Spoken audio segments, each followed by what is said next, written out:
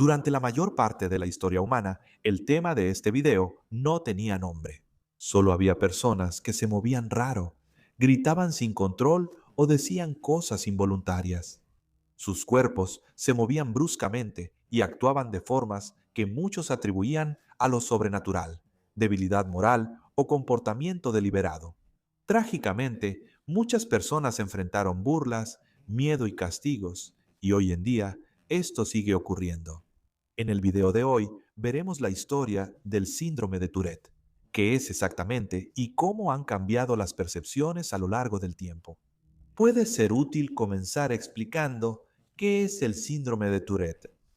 El síndrome de Tourette es un trastorno del neurodesarrollo que implica una actividad anormal en los circuitos de control motor del cerebro, particularmente en los ganglios basales y los circuitos frontocorticales. La causa exacta del síndrome de Tourette no se conoce bien, pero hay un factor genético, ya que es más probable tenerlo si uno de tus padres lo tiene.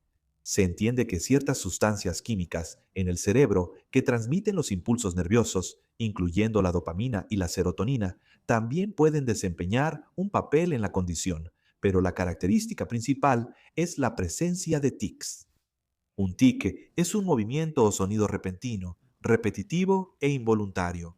La mayoría de las personas con Tourette experimentan un impulso interno poderoso e incontrolable justo antes de que ocurra el tic. Realizar el tic alivia esa sensación, al menos temporalmente. Muchas personas comparan el impulso con la presión antes de estornudar o rascarse una picazón.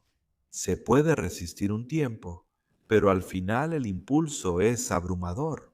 Los tics pueden ser simples, como parpadeo rápido, muecas o sacudidas de cabeza. Son breves y afectan un solo grupo muscular. Pero los tics motores más complejos pueden involucrar movimientos coordinados que, para el observador, parecen intencionados, aunque en realidad son completamente involuntarios. Pueden ser movimientos repentinos de doblarse o torcerse el cuerpo, gestos obscenos o incluso golpearse a uno mismo. Pero, por supuesto, el síntoma más conocido del síndrome de Tourette es el tic vocal. Los tics vocales simples incluyen carraspear, olfatear o hacer ruidos de chasquidos. Los tics más complejos incluyen patrones de habla como repetir palabras, frases, lo que otros dicen o cambiar notablemente el volumen o velocidad al hablar. Uno de los síntomas más ampliamente conocidos asociados con el síndrome de Tourette es la coprolalia, que es el uso del lenguaje obsceno o socialmente inapropiado. Esto solo pasa en pocos casos. La mayoría con Tourette nunca lo vive. Este síntoma se ha vuelto notorio por ser muy visible y a menudo impactante de ver. Las personas con Tourette suelen intentar suprimir sus tics en público, a veces lográndolo por poco tiempo. La supresión exige mucha concentración y suele provocar un efecto rebote. Un niño puede controlar un poco sus tics en la escuela y luego experimentar una oleada de tics al llegar a casa. Este patrón desconcertó a los primeros médicos y contribuyó a la creencia de que el comportamiento podría ser psicológico o una búsqueda de atención en lugar de neurológico. El síndrome de Tourette suele presentarse con TDAH, TOC y dificultades de aprendizaje. Hasta uno de cada 100 niños puede tener el síndrome de Tourette, aunque su gravedad varía mucho. El trastorno también es de 3 a 4 veces más común en hombres que en mujeres. Los síntomas suelen ser más severos en la infancia y aunque en muchos disminuyen con el tiempo, rara vez desaparecen por completo. La mayoría de los casos son leves, con personas que experimentan solo pequeños tics motores ocasionales que disminuyen gradualmente con la edad. Pero hay muchas personas con casos graves que son muy disruptivos, que implican movimientos constantes, vocalizaciones y estallidos socialmente inapropiados. A pesar de estos números de prevalencia relativamente altos, el síndrome de Tourette siguió siendo poco comprendido durante siglos. Y mucho antes de que el trastorno tuviera un nombre, hay muchas figuras históricas que se cree que tuvieron Tourette. Un ejemplo notable es el del Dr. Samuel Johnson. Era famoso por sus extensos escritos y contribuciones al idioma inglés incluyendo su diccionario de la lengua inglesa. A Johnson, algunos le han dado un diagnóstico póstumo de Tourette debido a sus tics. Se informa que cacareaba como gallina y movía su cuerpo involuntariamente con frecuencia. Actuaba compulsivamente, contando pasos y haciendo movimientos antes de entrar a una habitación, lo que hizo que algunos vieran comorbilidad con el TOC. No se puede saber con certeza, pero es una forma interesante de interpretar el pasado y ver que condiciones como el Tourette han sido parte de la historia humana. Durante mucho tiempo, los síntomas del síndrome de Tourette se consideraban señales de posesión o brujería. Un libro llamado Malleus Maleficarium, escrito en el siglo XV durante el apogeo de la Inquisición, contiene uno de los primeros relatos escritos sobre el síndrome de Tourette. El libro estaba destinado a ser un manual para los inquisidores que les permitiera identificar los signos de brujería y herejía. Un relato del libro describe a un sacerdote que parece tener tics. Incluye movimientos anormales de la lengua y gritos involuntarios al arrodillarse en oración. Estos síntomas se tomaban como prueba de la intervención del diablo o de brujería sobre el sacerdote, no como una condición médica. No sería sino hasta el siglo XIX que comenzaría a formarse la comprensión más moderna del síndrome de Tourette. En 1825, un texto médico escrito por un doctor francés llamado Jean-Marc Japard proporcionó un relato de una mujer aristocrática cuyos síntomas supuestamente habían comenzado en la infancia. Su nombre era Ernestine y nació en la nobleza francesa a finales del siglo XVIII, pero desde joven mostraba comportamientos que no eran apropiados para su estatus.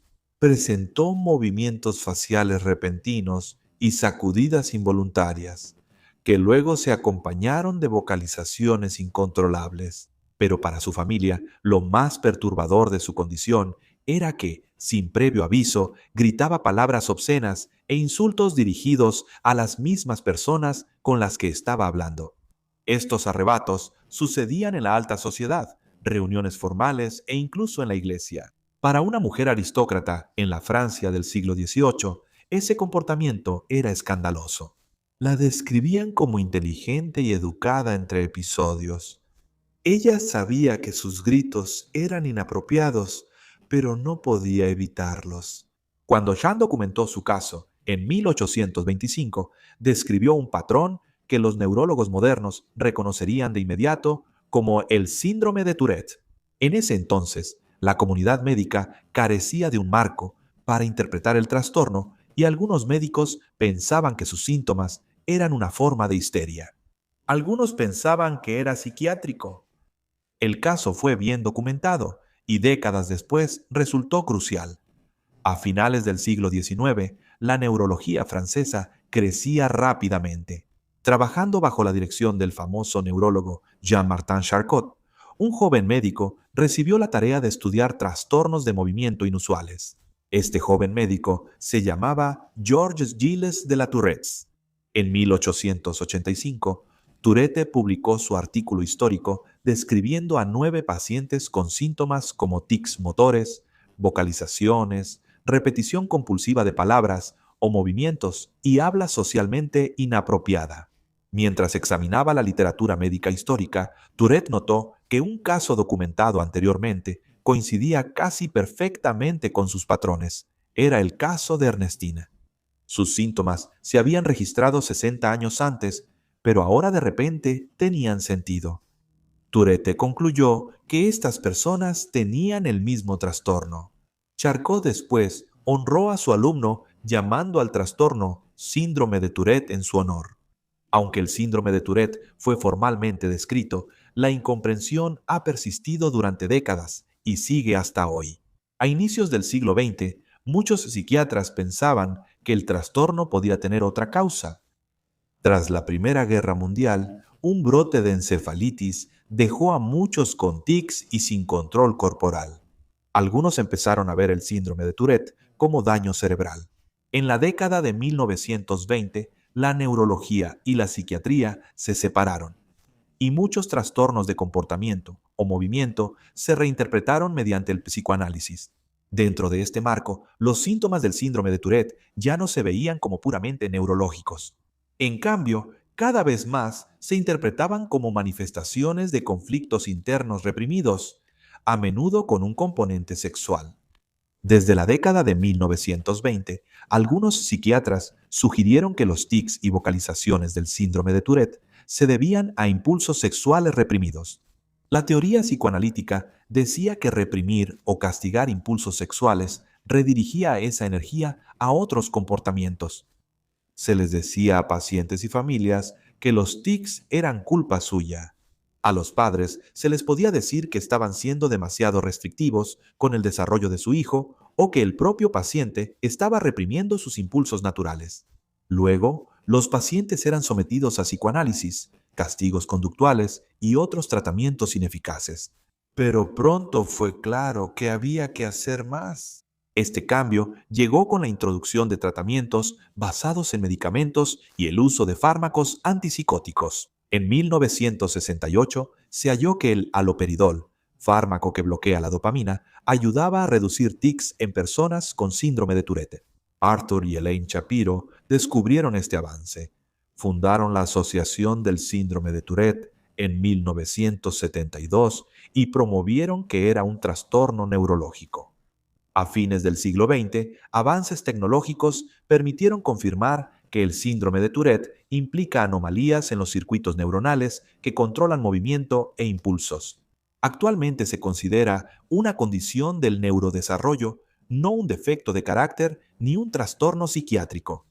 Ahora, una cosa es entender qué es el síndrome de Tourette, pero otra es aceptar a las personas con Tourette. Los tics pueden ser vergonzosos socialmente para quien los tiene y quienes los ven. Ha habido varios documentales sobre personas con Tourette, pero quizá ninguno tan impactante como John no está loco. El documental de 1989 siguió la vida y las dificultades de John Davidson, que entonces tenía 15 años. Para muchos, era la primera vez que veían a alguien con Tourette en TV creando conciencia sobre el trastorno. Se mostró que su lenguaje vulgar no era una elección consciente ni un llamado de atención, sino un trastorno que la mayoría no aceptaba ni comprendía. John fue tema de varios documentales y en 2019 recibió un MBE por su labor para aumentar la comprensión de la condición y ayudar a muchas personas en todo el país. También se hizo una película sobre su vida llamada I Swear. El actor principal de esta película ganó un BAFTA y John Davidson estuvo presente en el evento. Durante la ceremonia, mientras dos actores negros estaban en el escenario, John gritó un insulto racial por un tic involuntario. El actor Jamie Foxx criticó públicamente a Davidson, calificando el incidente de inaceptable y dudando que fuera involuntario, lo que muestra la importancia de la película y la concientización. Las personas que viven con el síndrome de Tourette a menudo enfrentan mucho más que solo los síntomas físicos de los tics.